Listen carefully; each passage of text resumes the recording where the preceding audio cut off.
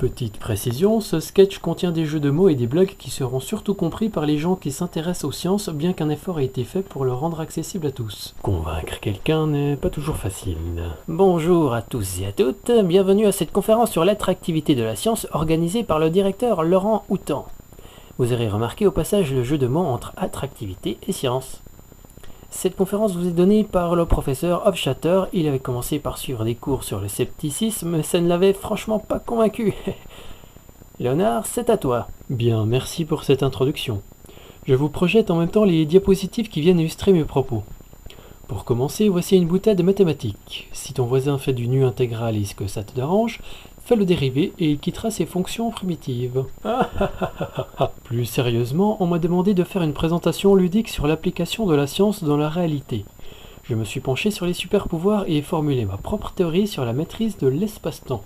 Après un quart d'heure de réflexion, j'ai décidé de l'appeler ma théorie sur l'espace-temps. Excusez-moi, mais est-ce que vous pourriez donner une définition plus précise de ce que vous entendez par espace-temps? Le pouvoir d'arrêter le temps, de voyager à travers les époques comme Hiro Nakamura dans la série Heroes. Alors il est impossible de remonter le temps, mais la science n'exclut pas de pouvoir accélérer les particules. Cela permettrait de se déplacer suffisamment vite pour qu'en comparaison avec le temps normal, on puisse créer l'impression d'arrêter le temps. Qui rêverait de maîtriser l'espace-temps dans cette salle? Levez la main s'il vous plaît. Je constate que vous êtes nombreux. Votre rêve va peut-être disparaître car en accord avec la biologie moléculaire, on peut prédire que vous deviendrez vieux plus rapidement. En effet, vos cellules devraient accélérer leur fonctionnement pour que vous puissiez vous déplacer plus vite. Quant au pouvoir de se téléporter, il s'agirait de se désintégrer d'un endroit A pour reconstituer un double de soi à un point B. Ça fait déjà moins rêver, n'est-ce pas? Qui a toujours envie de ce super pouvoir? Plus grand monde, c'est bien ce que je pensais. Tu étais censé attirer les gens, pas les effrayer. Et puis les termes que tu utilises ne sont pas dans leur programme scolaire normal.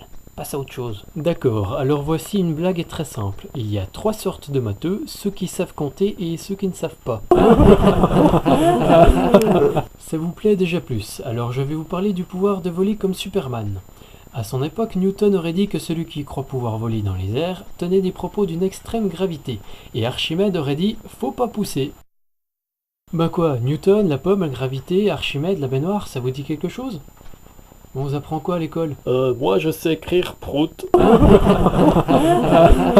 Je vois le niveau, vous irez très loin avec ça.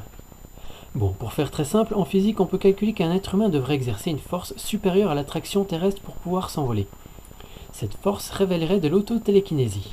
Le point de friction quand on lance un objet apparaît sur le schéma suivant.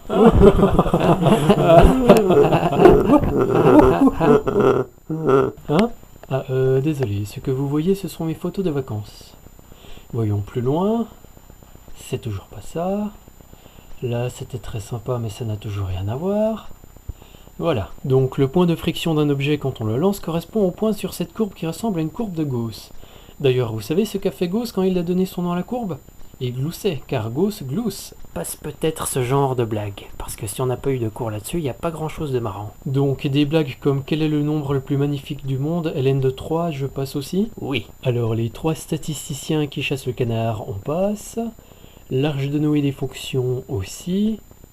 Bon, si je passe sur 20 minutes de présentation, j'en arrive à la conclusion suivante.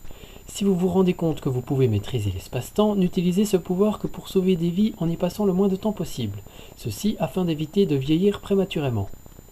N'oubliez pas qu'un grand pouvoir implique de grandes responsabilités. Sur ce, si vous avez des questions, je vous écoute. Oui, je m'appelle Elena, je voudrais vous poser une question. Elena, enchantée, je m'appelle Elenix. Ça fait rire personne. Oui, comment l'espèce humaine peut-elle se croire Supérieur alors que nous autres extraterrestres préservons notre planète à l'écart des humains. C'est à peu près comme ceci que j'imagine que ça se passerait si j'acceptais de faire cette conférence.